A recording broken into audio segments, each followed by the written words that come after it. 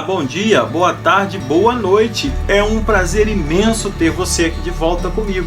Muito obrigado por mais uma vez você parar aqui no vídeo para poder ouvir um pouco da Palavra de Deus. Muito obrigado por você também já estar aqui nesse canal sabendo que vai curtir, não é? Claro que você vai curtir, não é?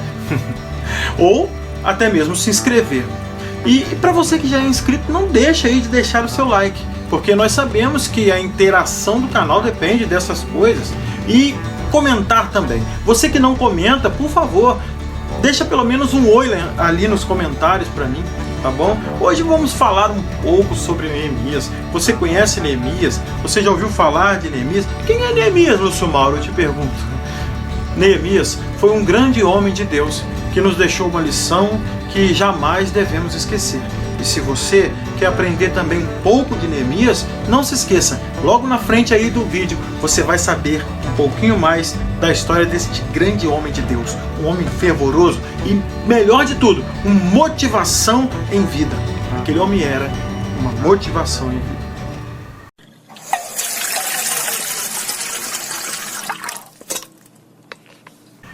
E Neemias, quem foi Neemias? Eu te pergunto, quem foi Neemias? Neemias foi um grande homem de Deus, um homem que, focado naquilo que Deus queria que ele fizesse, não pensava em desistir facilmente daquilo que era determinado por Deus. Uma das coisas que nós temos que ter em mente é que, se buscarmos a Deus totalmente, Ele nos trará como homens que precisam ser reformados. Nós precisamos ser reformados todos os dias.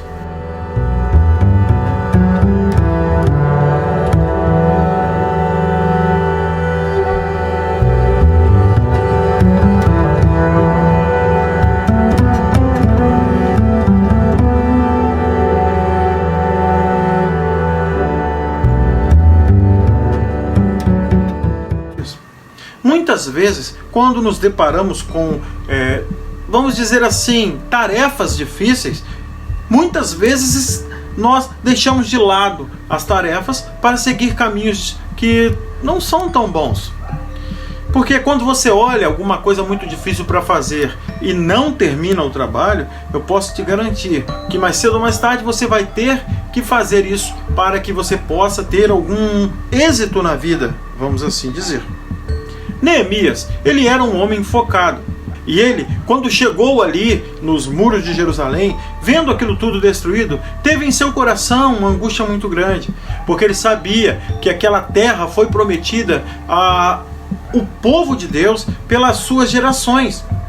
Essa história foi contada a ele também pelos seus pais, e ele sabia que a descendência era sim herdeira daquelas terras, e ele era um deles.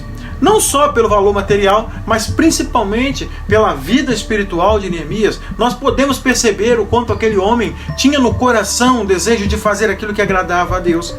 E mesmo que isso lhe custasse todo o tempo de vida restante. O tempo de vida nessa terra não é determinado por nós homens. E eu quero que você pense bem nisso. Agora que vamos falar um pouco de Neemias, pense no tempo em que você está gastando com coisas que não são tão importantes, vamos assim dizer, para o seu crescimento como homem, como pessoa, como mulher na sociedade, como um todo. Nós somos pessoas que precisamos estar sempre buscando coisas que vão nos levar para frente, obras, né, no sentido de Neemias aqui, os muros de Jerusalém. Mas, focado em Neemias, voltando para o assunto, eu quero que você preste atenção numa coisa. Vamos entender um pouco o assunto. Eu queria fazer uma pergunta para você. Primeiro, o que fez Neemias querer construir, ou seja, reconstruir o muro? Quando casamos, nós colocamos uma aliança em nossos dedos. Essa aliança, que é colocada no meu dedo e no dedo da minha esposa, ela significa, ela simboliza uma união que não tem começo e nem tem fim, né? Nós que temos fé em Deus, nós acreditamos que Deus então nos colocou com essa pessoa, porque Ele já tinha planejado isso antes. E nós somos sim a parte da pessoa que faltava. O que fez Neemias, e o que tem a ver isso com o assunto de Neemias? Isso é muito forte. Neemias, ele se sentiu mal vendo aquela destruição, porque ele sabia da aliança que Deus tinha com o povo, com o seu povo, que no caso também era Neemias. E então aquilo deixou Neemias muito triste quando ele viu aquilo tudo destruído.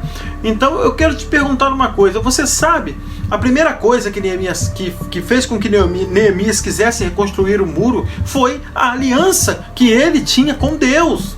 Essa aliança trouxe para Jerusalém a reconstrução daqueles muros através da fé de um homem. Esse homem, então, ele foi responsável por unir as pessoas, por ir até o rei, pedir para que tudo aquilo fosse reconstruído. Todos duvidavam, talvez, como esse rapaz vai fazer isso? Mas ele também teve uma segunda atitude, que foi, para mim, a mais importante. E então, Neemias toma a sua primeira atitude. Depois de querer reerguer os muros, construí-los novamente, Neemias então faz uma coisa que é essencial para aquele que crê em Deus. Neemias, ele ora a Deus, ele pede a Deus, ele se humilha diante de Deus, pedindo que Deus tome uma atitude. Mas não só isso, no versículo 4 do primeiro capítulo de Neemias a gente vê toda a resposta. E sucedeu que, ouvindo eu estas palavras, assentei-me e chorei, e lamentei por alguns dias, e estive jejuando e orando perante o Deus dos céus. Neemias 1, versículo 4. Então, você pode perceber que Neemias, além de orar, ele jejuou, ele chorou, ele se lamentou, pedindo autorização ao único que podia dar a ele condições de motivação para continuar aquele trabalho. E eu te pergunto hoje, você como crente ou não, eu não sei quem você é, onde você está me ouvindo, mas o que você faria hoje para que Deus pudesse reconstruir alguma coisa em sua vida?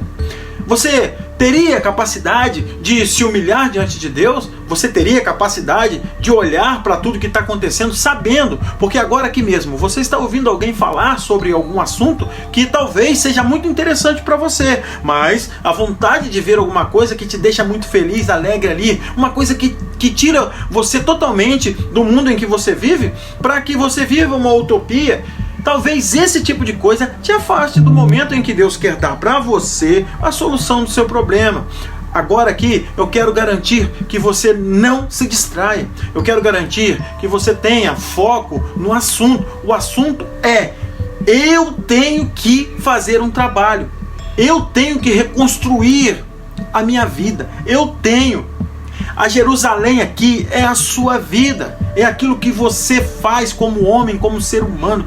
Você precisa reconstruir os muros da sua vida, você precisa reconstruir seu casamento, você precisa largar as drogas, você precisa largar o álcool, você precisa voltar e se ajoelhar, se humilhar diante de Deus. Senhor, eu não quero isso na minha vida, eu sou um filho seu, eu sou um servo seu, eu preciso fazer aquilo que o Senhor ordena, sem pestanejar, sem reclamar. Neemias, ele chorou diante de Deus. O capítulo 1, versículo 4 nos mostra que Neemias se humilhou diante de Deus antes de tomar a decisão. Por quê? Porque nós vamos ver agora toda a oração de Neemias.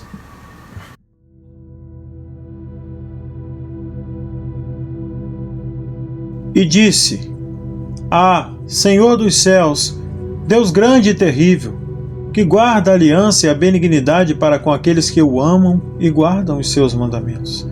Estejam, pois, atentos os teus ouvidos e os teus olhos abertos, para ouvires a oração do teu servo, que eu hoje faço perante ti, dia e noite, pelos filhos de Israel, teus servos, e faço confissão pelos pecados dos filhos de Israel, que temos cometido contra ti. Também eu e a casa de meu pai temos pecado. De todo, nos corrompemos contra ti, e não guardamos os teus mandamentos, nem os estatutos, nem os juízos que ordenastes a Moisés, teu servo. Lembra-te, pois, da palavra que ordenastes a Moisés, teu servo, dizendo: Vós transgredireis, e eu vos espalharei entre os povos. E vós vos convertereis a mim, e guardareis os meus mandamentos, e eu os cumprireis.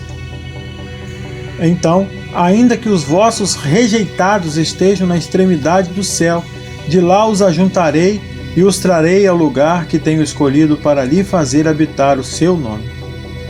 Eles são os seus servos e o teu povo, que resgatastes com a tua grande força e com a tua mão forte.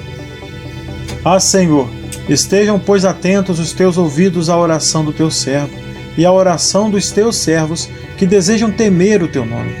E faze prosperar hoje o teu servo e dá-lhe graça perante este homem. Nesta oração, podemos perceber o quanto ele é persuasivo mesmo diante da autoridade de Deus, pedindo a Deus o que ele realmente queria, porque o mais importante ali era saber o que pedir, e ele sabia o que pedir. Ele sabia que o jejum era necessário para que aquele momento a força, o poder de Deus fosse essencial na busca dele pelo que é espiritual, porque o espiritual motivaria o material. E ele deixando de comer, e o jejum tem uma força muito grande. Por quê? Porque o jejum você deixa o que é material, aquilo que te alimenta materialmente, para buscar o alimento espiritual. Isso faz em você uma desintoxicação daquilo que é mal, daquilo que é ruim. Então você começa a entender o que Deus quer através de deixar de se alimentar para se alimentar daquilo que é espiritual. Eu sei que muitas vezes você vai ouvir pessoas falando tantas coisas por aí sobre Deus, sobre as coisas de Deus. Eu quero deixar claro para você que eu não sou um homem da resposta exata e nem quero ser. Eu sou um homem aqui que está disposto a entregar a você o ouro que Deus me deu, que é um conhecimento sobre alguma coisa que Ele me proporcionou. Estar diante de Deus, eu quero estar como Neemias. Porque eu sei que se está tudo destruído, só Ele pode reconstruir, entende? Às vezes seu casamento está acabando, por quê? Porque você ainda não entendeu que Deus é que reconstrói. Deus é que mantém. Onde você está hoje? O que você está fazendo? Eu te pergunto. Para fazer aquelas obras, para continuar o trabalho, para ver de novo a Jerusalém, no caso aqui a sua vida reconstruída, foi necessário muito tempo de luta, muito tempo de busca. Não foi do dia para a noite, não foi um toque de mágica. Se você perceber, foram anos de reconstrução daqueles muros. Os povos que estavam em volta daquela região queriam a todo momento destruir os sonhos de Neemias de reconstruir Jerusalém. Porque quem conhece a Bíblia sabe que aquilo tudo aconteceu por causa da desobediência do próprio povo de Deus que morava em Jerusalém e nos arredores. Nós sabemos que a desobediência levou à destruição dos muros. E isso custou vários anos da vida de pessoas que nem participaram daquela destruição, não participaram da desobediência, mas que tiveram que participar da reconstrução de uma coisa que eles não tinham destruído por causa da aliança que Deus tinha com o povo dele. Lá em Ezequiel 37 você sabe da história dos ossos secos. O remanescente parte daquilo que já está morto. Mas Deus, Ele tem o poder de ressuscitar você, ressuscitar a sua vida, trazer você de volta. Pare um pouco nesse momento agora, reflita. O que eu posso fazer? Eu quero fazer o que Neemias fez. Eu quero reconstruir aquilo que foi tirado de mim, a força. Por que a força? Porque eu mesmo lutando contra mim não há nada que possa fazer eu vencer se eu mesmo estou me destruindo. Neemias podia muito bem chegar naquele momento ali e deixar os muros para lá, porque era muito trabalho físico. E você sabe que se nós hoje começarmos a passar mal, ficarmos doentes, acabou tudo. A doença, ela limita você ou até mesmo tira você desse mundo. Imagine uma alma morta, doente.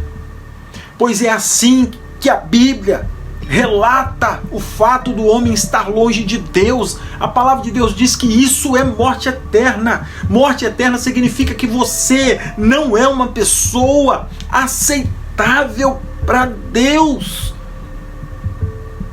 Deus ama você, mas Ele odeia, Ele abomina o pecado que está em você, que está em mim. Não é possível estar na presença de Deus cheio de pecado. O que faz nós, seres humanos, nos esvaziarmos do pecado é a busca constante daquilo que é real. E eu fico perguntando para você, o que você vive hoje? Você vive uma realidade igual Neemias?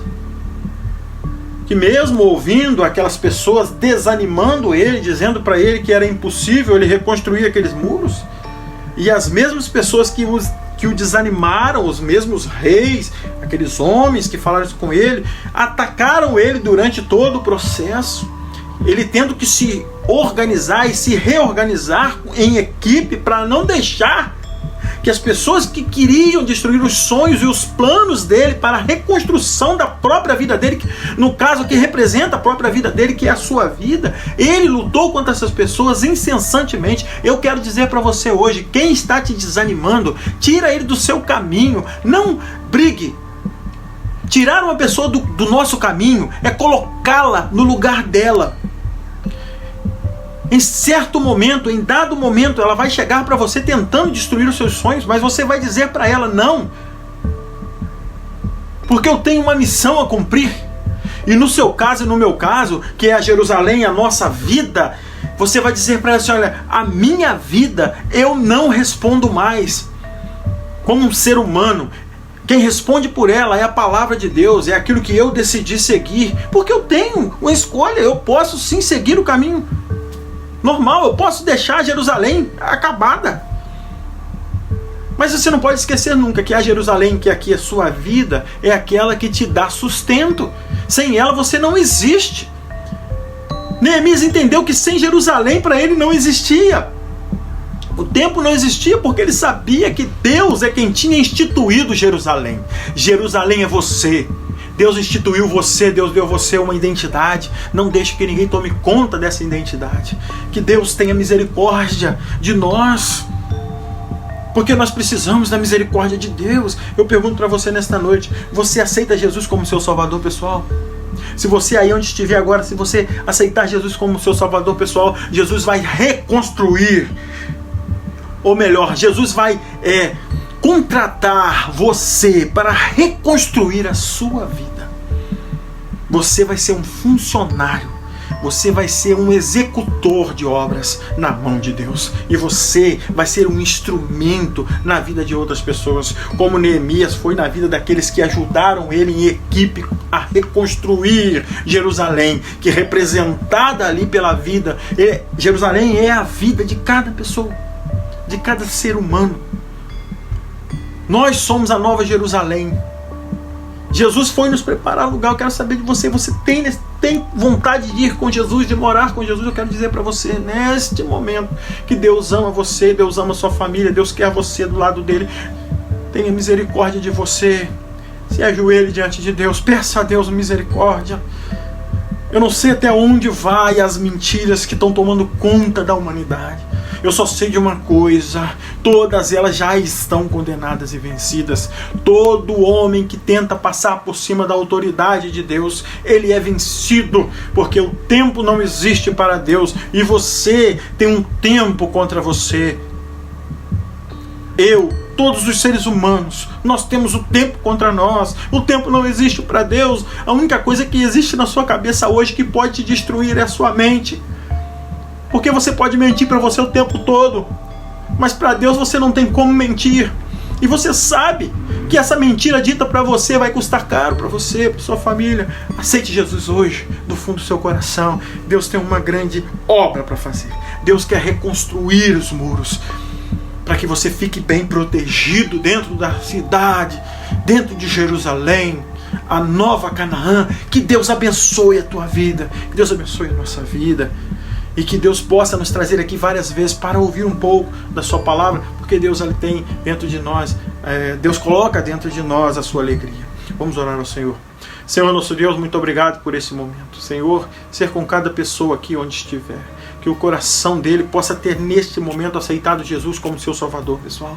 Que eles possam entender, Senhor, que a tua mensagem é única e exclusiva para cada um de nós. Ela tem endereço, ela tem um CEP, ela tem um selo. Ó Deus, é uma mensagem que vem dos céus. Muito obrigado por este momento, por esta palavra. Nós oramos, ó Deus, agradecidos, te pedindo a tua direção, ser conosco durante esse trabalho que temos aqui no YouTube. Que o Senhor possa estar com cada um que está recebendo esta mensagem.